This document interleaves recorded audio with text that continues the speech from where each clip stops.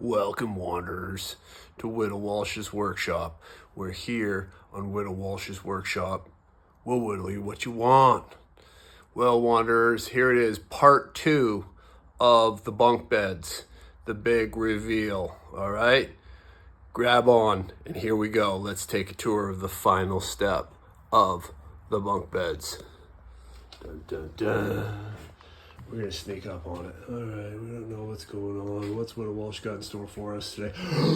Ba-boom! Whoa! Would you just look at that? Circles. They're more like they're ovals, really.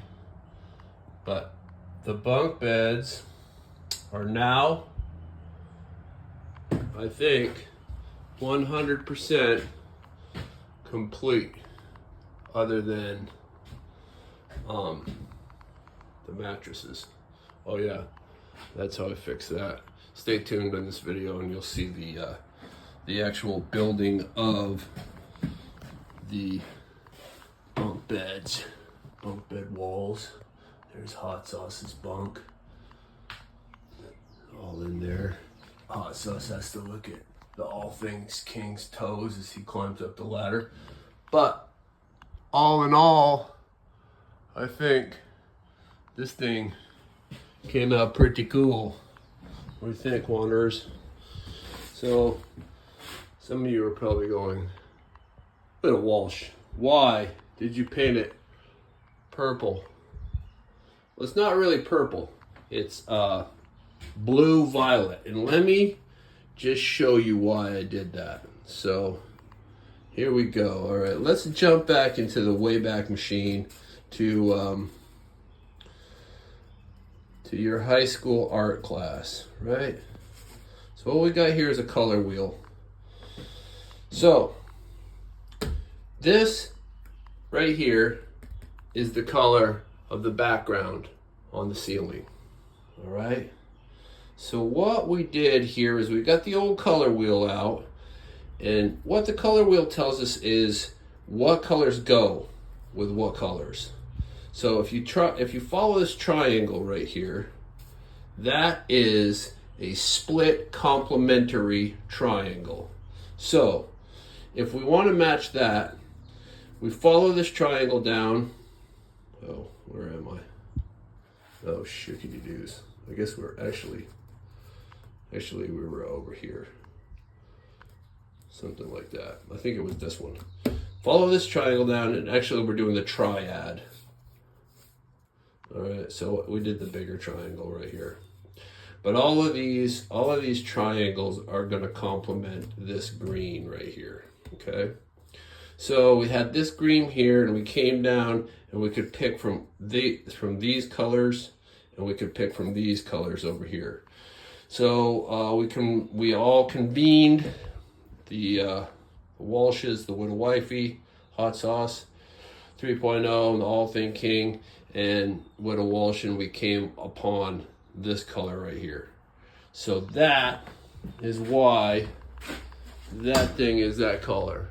And if you look at it against the ceiling, it actually looks all right, you know. So maybe those people in the art classes knew what they were talking about.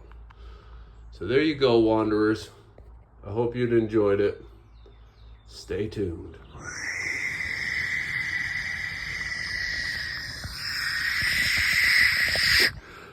Welcome, wanderers. Hey, look at that big bird up there. To Widow Walsh's workshop. We're here on Widow Walsh's workshop. We'll whittle you what you want. Well, wanderers, it's part 2 of the bunk beds. So this right here is going to be the design feature. So what we got going on over here is we got a doggy walking all over it. But so I got some AC plywood, okay? And so what this is going to be is the face of the bunks. So this is these are the portholes that Hot Sauce 2.0 and the All Thing King are going to crawl into to get into their bunks. So I've got it laid out here. I laid it all out, so this I'll be cutting off. And of course that's the little notch, I'll be cutting that off. So I laid it all out. There is the bottom of Hot Sauce's Bunk. And then you come up here, and the blue line here represents the band for the top of the All Thing Kings Bunk.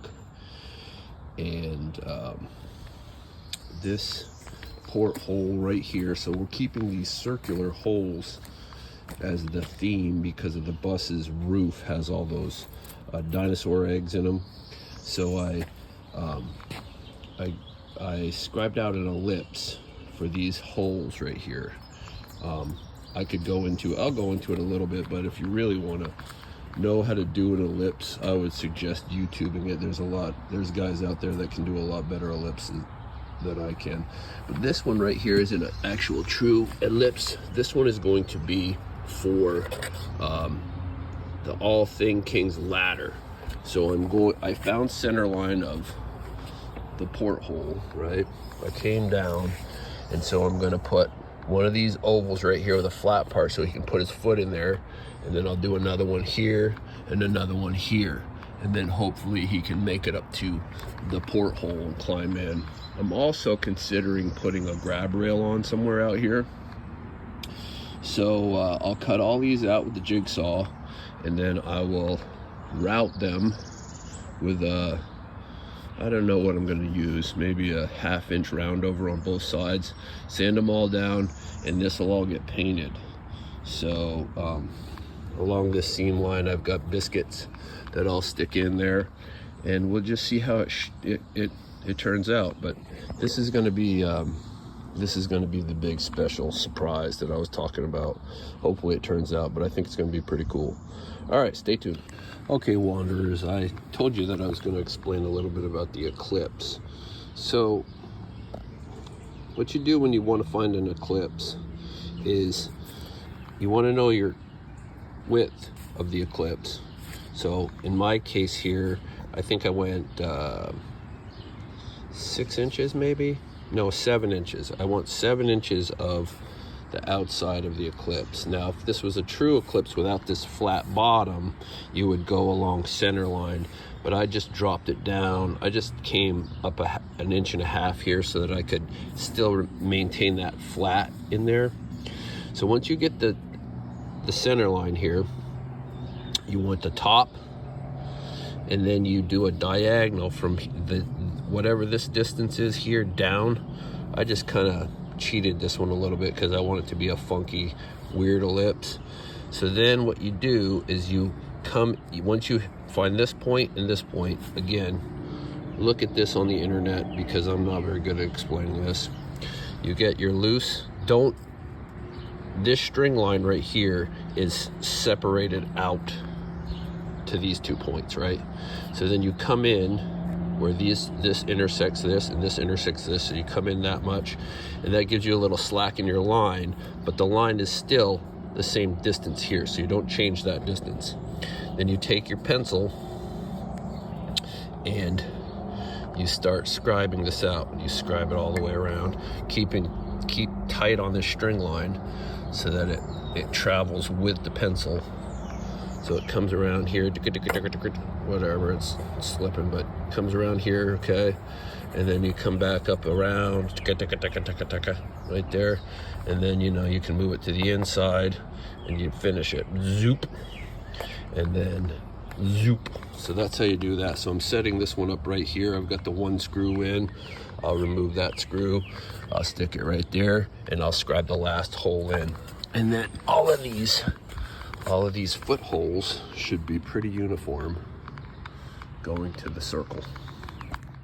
All right, Wanderers, I got it in there.